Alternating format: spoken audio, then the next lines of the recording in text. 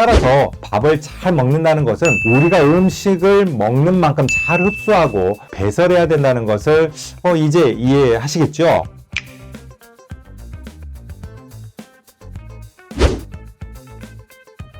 안녕하세요. 한약박사 김경호입니다. 지난 시간에는 건강법 1탄으로 코와 피부를 통해서 숨쉬는 호흡에 대해서 이야기했다면 오늘은 건강법의 두 번째 시간으로 입을 통해서 먹는 이야기를 한번 나눠보도록 하겠습니다. 결론부터 말씀드리자면 밥을 잘 먹었는가 이것은 무엇을 먹는가 보다는 먹은 만큼 잘 배설해야 된다는 것입니다. 호흡이 보이지 않는 공기가 폐와 피부를 통해 들고 나가는 것이라면 음식물이 몸 안으로 들어와서 나가는 과정 속에서 건강법을 생각해보는 시간이 될 것입니다. 음식이 입으로 들어가 위장을 지나 흡수되지 않는 음식물인 건더기는 소장이나 대장을 거쳐서 몸 밖으로 빠져나가고 흡수되어진 음식물인 영양분이나 물성분들은 혈관과 림프를 지나서 다시금 세포 속으로 흡수되고 또 그렇지 않고 남은 것은 신장과 방광을 통해서 빠져나가게 되는 거거든요.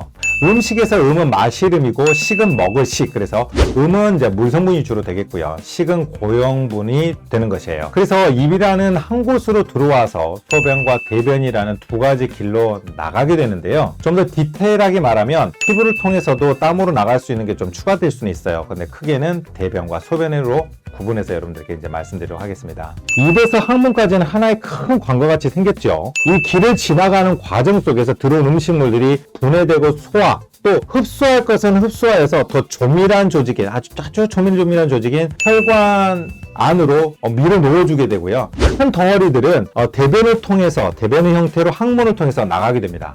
근데 이 큰 관에서 이제 좀 작은 관으로 가게 되죠.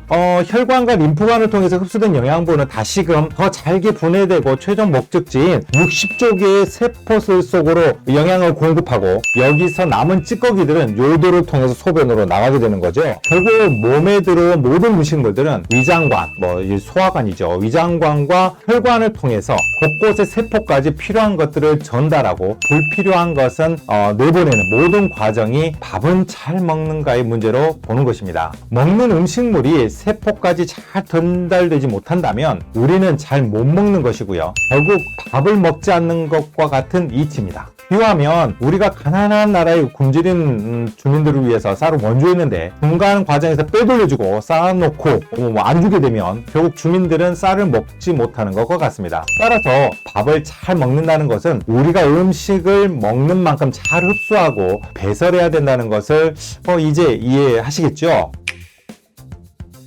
우리는 건강하게 먹는 것이 무엇일까에 대해서 많은 정보를 접하게 됩니다. 그 중에서도 가장 흔히 듣게 되는 말이 소식해야지 건강하고 오래 산다일 것 같은데요. 인간의 역사를 보면 지금처럼 풍족하게 음식을 먹게 된 것이 그리 오래되지 않았습니다. 제 부모님 세대만 보더라도 전쟁을 겪으셨고 먹을 것이 아주 귀했기 때문이죠. 기술이 발전해서 식품의 대량 생산과 비축이 가능이 된 건데요. 이전 세대에 비해서 사람들의 움직이는 활동량은 많이 줄어들었어요. 그런데 여기에 몸을 움직인다고 하는 것은 인체가 배설할 수 있는 기능과 연관되어 있는데요. 몸 밖으로 배출은 충분히 되지 않은 채로 섭취에만 신경을 쓰게 되면 몸 안의 영양이 과잉되는 등의 문제가 발생하는 것이 불과 사실 한 50년 정도밖에 되지 않았습니다. 그러면서 나온 말이 바로 소식하면 오래 산다는 것이죠. 그러나 여기서 말하는 소식은 단순히 적게 먹는 것으로 생각해서는 좀 곤란합니다. 실제로 동양에서의 여러 고서를 보더라도 그런 말은 사실 없거든요. 예를 들면 약 2500년 전에 쓰여진 황제내경에 보면 음식 유절이라는 말이 있어요. 음식은 절도 있게